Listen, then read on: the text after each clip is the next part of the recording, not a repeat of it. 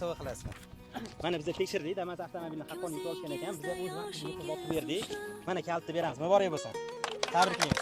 Mana hujjatlari. Endi bu mashinani man dadajonimga Arizaga berasiz. Siz men uchun eng yaxshi inson.